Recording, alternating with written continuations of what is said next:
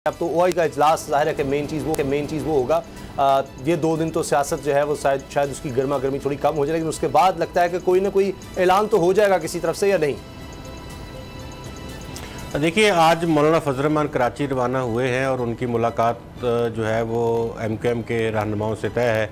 कल तक हमारे यहाँ ये खबर है इस वक्त कि कल तक जो MQM है वो अनाउंसमेंट कर देगी और मोस्ट प्रोबेबली जो अनाउंसमेंट होगी वो मौलाना फजल रहमान के साथ ही शायद खड़े होकर वो करेंगे। तो ये आज की जो इस्लामाबाद की गॉसिप है, जो आज की खबर है, वो ये है कि आज मौलाना फजल रहमान इसी हवाले से वहाँ पे गए हैं। तो आने वाले 1-2 दिनों में आप ये देखेंगे कि ये जो दिन है जिस या OIC हो रही है, इस दौरान सबसे पहले सिर्फ MQM है, उसके बाद आप देखेंगे कि और दीगर जमातें भी 25 के इजलास से पहले वजारतें भी कुछ लोग छोड़ देंगे और अपोजिशन को भी ज्वाइन कर लेंगे। ये सूरत हाल 25 तक डेवलप हो जाएगी और 25 को दुआ के बाद ज़ाहिर है कि ख़त्म हो जाएगा, एक दिन का सेशन होगा।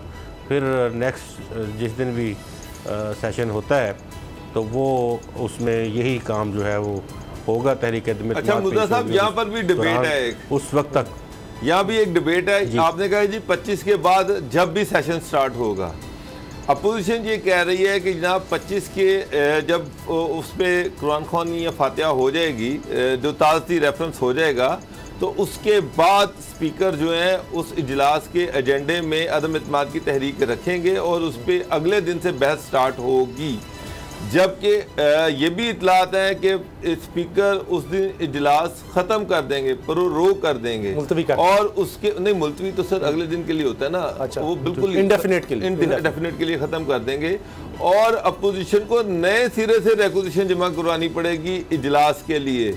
अब ये एक बड़ी डिबेट चल रही। तो आप देखिए, ये बिल्कुल आपकी बात दुरुस्त है कि इस तरह की बातें जो हैं वो चल रही हैं, लेकिन जो रूल्स कहते हैं, असम्बली रूल्स जो कहते हैं, उसमें ये है कि जिस दिन इजलास होगा उस दिन अगर वो अदम इत्तेमाद की तहरीक टेकअप नहीं भी करते, तो क्योंकि ये रिक्विजिशन का इजलास है तो इसको सिर्फ ये है कि दुआ फातिहा करके, हमेशा रवायत ये रही है कि जो भी मेंबर कौमी असम्बली वफ़ात पा जाए उसके लिए दुआ खैर की जाती है और उसके बाद अगले रोज़ के लिए जो सेशन होता है उसको मुलतवी कर दिया जाता है। तो जुमे के रोज़ है दुआ और 11 बजे का टाइम है, तो दुआ के बाद अगर ख़त्म कर दिया जाता है तो मंडे मॉर्निंग में या मंडे इवनिंग में दोबारा इजलास बुला लिया जाएगा।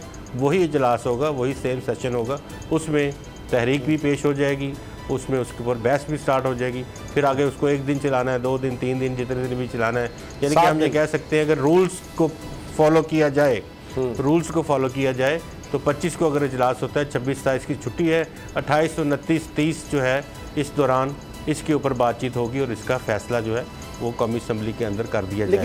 लेकिन अब जाहिर है कि 14 रोज़ में इजलास बुलाना था, स्पीकर कौमी असम्बली ने इजलास नहीं बुलाया 14 रोज़ के अंदर, क्योंकि ये भी रूल्स में शामिल है कि जो तहरीक अदम इत्तेमाद के हवाले से है उसको ज़्यादा से ज़्यादा 14 रोज़ उसको वो रोक सकते हैं, उससे ज़्यादा वो रोकना उनके लिए आइनी तौर पर मुमकिन नहीं है। तो उन्होंने ये वायलेशन की है। उसके हवाले से ज़ाहिर है कि कानून साज असम्बली में लोग बात करेंगे।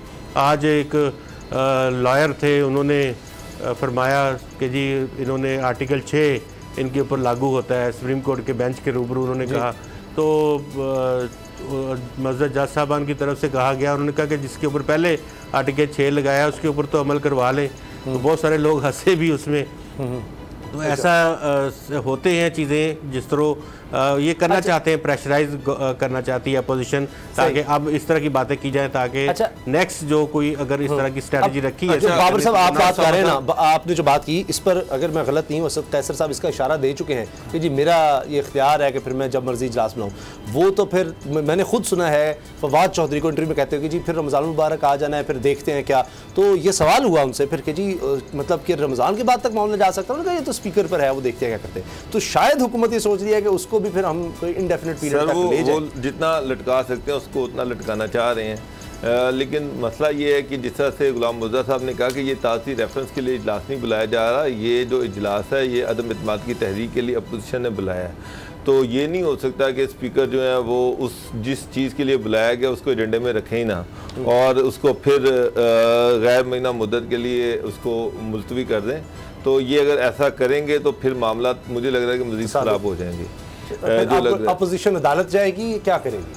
सड़कों पर दोनों ऑप्शन हैं उनके पास, सड़कों पर भी आ सकती है, अदालत भी जा सकती है, क्योंकि हुकूमत की प्लानिंग ये है कि स्पीकर के इख्तियारात को सुप्रीम कोर्ट में चैलेंज किया जा सकता है, नहीं किया जा सकता। अगर गवर्नमेंट तो खुद तशरीह के लिए गई है, अब अपोजिशन जो है वो सुप्रीम कोर्ट की प्रोसीडिंग के मामले को सुप्रीम कोर्ट में लेके जा सकती है, लेकिन समझ खाली आप सुप्रीम कोर्ट को छोड़ दें। मसला ये है कि नून लीग, मैं आपसे कह रहा हूँ कि जिस तरह से वो तैयारियाँ कर रहे हैं, तो मुझे लग रहा है कि उनका भी प्रोग्राम यही कि जो पीडीएम है वो कोई लाख बंदा वहाँ पे इस्लामाबाद में इकट्ठा करे और उसको वहाँ पर बैठाए। ये नहीं कि 27 तारीख को आएंगे और वो वापस चले जाएंगे, वो भी वहाँ पर बैठ के इंतज़ार करेंगे। और अगर गवर्नमेंट ऐसी कोई चीज़ करती है तो सूरत हाल जो है वो आउट ऑफ कंट्रोल जा सकती है, क्योंकि उनके भी वर्कर वहीं पर बैठे होंगे। अगर ये परेड चौक में इकट्ठा कर रहे हैं तो वो किसी और मुकाम पे इकट्ठा कर लेंगे, लेकिन वो पीछे हटने वाले नहीं हैं, वो पीछे नहीं जाएंगे। और गवर्नमेंट अगर इसको लटकाना चाहेगी तो मामला मज़ीद ख़राब हो जाएंगे, और अगर मज़ीद ख़राब हुए तो नुकसान गवर्नमेंट का होगा। मेरा नहीं ख्याल कि अपोजिशन का नुकसान होगा, ज़्यादा नुकसान गवर्नमेंट का होगा। सब्सक्राइब करें और बेल दबाएं ताकि कोई खबर रह न जाए।